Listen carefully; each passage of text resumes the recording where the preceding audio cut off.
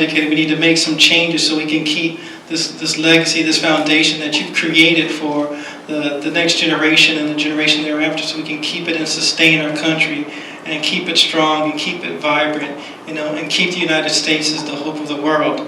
Many of you, the combined experience of everyone in this audience is much greater than that which I could hope to contain. So as much as I hope to inform you about my campaign, I also hope to learn some things from you and your many years of working and living and experiences. Basically, I'm running for Congress in the 4th District because I can't take it anymore. I can't take our congressmen getting elected year after year and doing nothing for their constituents, only working for people who give them money. That's not public service. That's private service for the people who pay for their campaigns. Our congressmen need to be leaders not just on Capitol Hill, but they need to be leaders in the community. You matter, you individually matter just as much as AARP may matter as an organization. You all have different interests, and you all have different concerns, and they need to be heard, they need to be listened to, and they need to be acted upon. And that's what a representative is supposed to do. He's supposed to represent you and do his best to coalesce a wide diversity of views and make something better for everyone and make it better for the next generation, as many of you have done working. In my campaign, I'm concerned about the same issues you're concerned about. I'm concerned about the economy. I'm concerned that our country's headed in the wrong direction. We have $9 trillion in debt, which is about $30,000 for every living person in this country. And at the same time, we have our Republican presidential candidates saying they want to cut taxes further. Well, to me, to secure Social Security, one of the things we need to do is have a sound fiscal policy. Our government needs to be sound, and we're not sound if we keep racking up the debt every year. Because when we need it, basically what's happened with the Social Security surplus is that we've given it away. I can't even say we spent that money on useful infrastructure that we'll get a return on. The Social Security surplus has been squandered on subsidies for corporations that don't need them. They've been squandered on bad programs that have been driven by ideologues. That has been squandered. And at this point, my generation and myself in particular feel that we have to stand up and say no more to the same kind of candidates. We can't keep electing the same narrow group of people. Basically, your choices for candidates are three groups of people primarily. 1, previously elected officials. 2, wealthy businessmen. And 3, attorneys. And that's pretty much who most of the candidates are. The incumbent for this district is an attorney, and so is the other primary challenger is also an attorney. I've talked to a lot of young people, and they all think in order to be in politics, they need to go to law school. And that sends such a bad message, because there's so many other people who have so many diverse and worthwhile life experiences that can bring something special and better to our Congress. We need a diversity of skills and experience in Congress. We can't have a Congress full of the wealthy, because we see what kind of policies we get. They take care of the wealthy. They take care of their own. So we need someone who maybe works for a living. I'm a working candidate. Like many working people, you can't take 6 months off from your job to just go campaign. Most working people must keep working, and that's what I'm going to do. And so I feel like I'm working 2 jobs, running a campaign and working a full-time job. So I feel that if I get one job simply as your congressman, there are so many things I can do in a day. That I can't even contain all the different things I want to do for you as your congressman. But most importantly, what I want to do is represent you. Not represent the people who give me the most money, but to represent the constituents. And you can see in our policies that the people who get represented at this point are the people who give the most money away, not the people who have the best ideas, the people who have the greatest need. It's given to the people who have the greatest influence. And we can't put a stop to it one person at a time. And I suggest we start with our current incumbent, Albert Wynn. Another thing I'm concerned about is education. Many people know about the value of an education. It's not so clear anymore. A lot of people take our public education system for granted, and it's an expensive system and relatively well funded compared to many other countries, and it's taken for granted. It's treated as a chore rather than an honor that's been bestowed upon us. Unlike many other countries in the world, even other industrialized countries, we have the best educational system.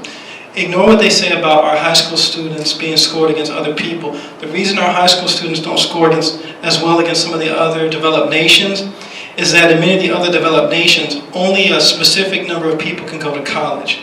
So if you don't do well on your high school exams, you can't get into college ever. And that's true for Japan, France, Germany, and many other developed nations. The reason our country is the best in education, despite all of its flaws, is that we give people chances at all levels. We have education for adults. We have education for people with special needs. We have education for the disabled. If you screw up, you can come back at the age of 67 and go get a college degree and you can start over. This is truly the land of opportunity. It's the land of educational opportunity. However, there's some things wrong with our educational system.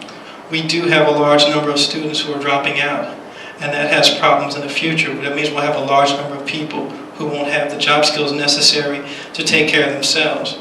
And we'll have a larger number of people who will become public dependents, or who, worse, will simply lack the work ethic necessary to succeed in life. So there's things we can do. As a congressman, most of the things I can do deal with giving funds to the state. But as a citizen legislature, one of the things I can also do is come down to the community and talk to the people that have been there. One of the programs that they have going on in this county and Montgomery County is they reach out to people like you who have years of experience. You have life experience, you have work experience, you have seen history. And we need those mentors because we have so many people with so much need that you're an asset and you're being overlooked unnecessarily. Because you're not giving these congressmen money, but you're an asset. You have so much wisdom and experience. And we have so many young people who could really benefit from it because they might not always have a parent or an adult or a brother or sister in their life to tell them about some things. A lot of people don't know how hard it is. In my company, I have people who are making $100,000 a year complaining, how they're not being treated well at their job. And they've never been unemployed a day in their life. And they've always done well, and they've always had health insurance, and they've always had savings and profit sharing, and they think they have it hard. They have such a sense of entitlement. And one of the things I've found from speaking to my grandparents, and my parents is that, we have it pretty darn good in this country, and it's being taken for granted. And I feel as a congressman, I can not only act in Hill to do things like provide more funding for people to go to college, but realistically, we need to do more when they're in kindergarten, elementary school, and middle school. For the people going to college, most of the people who can succeed in college, they'll be okay. We need to take care of the people who aren't getting to the point where they can decide whether they want to go to college or the military or a trade. We have students where they're saying the obesity rate in education is so high in public school. Well, these are the same school systems that cut PE. Physical education is no longer a requirement. And then they say the kids are getting heavier and more obese. These are the same schools that say we have less creativity, but they're cutting art. We have people who aren't graduating from high school and aren't going to college, and they're cutting out vocational education. You used to be able to, even when I went to high school, I got to do everything. I got to make cement, I got to do carpentry, I got to do drafting, I got to work on motors. You used to get a wide breadth of experience, and you could decide what interests you. All that has been taken away from our children, and it can be changed, not just by taking actions on Capitol Hill, by coming back into the community as a citizen legislature and working with the people here, people who have experience and parents who are invested in the system. Many senior citizens are great contributors to our educational system through property and other taxes. So you still have a voice and you still have a say, even if you're not a parent. Most of you either have been parents and you've all been children, so you still have a say in education. For the economy, we're in tough times. We have people making promises they can't keep. And to be honest, that's how you usually get elected. Recently, Republican candidate Mitt Romney won the state of Michigan by saying he's going to bring those automobile jobs back. And John McCain did poorly because he says those jobs are not likely to come back.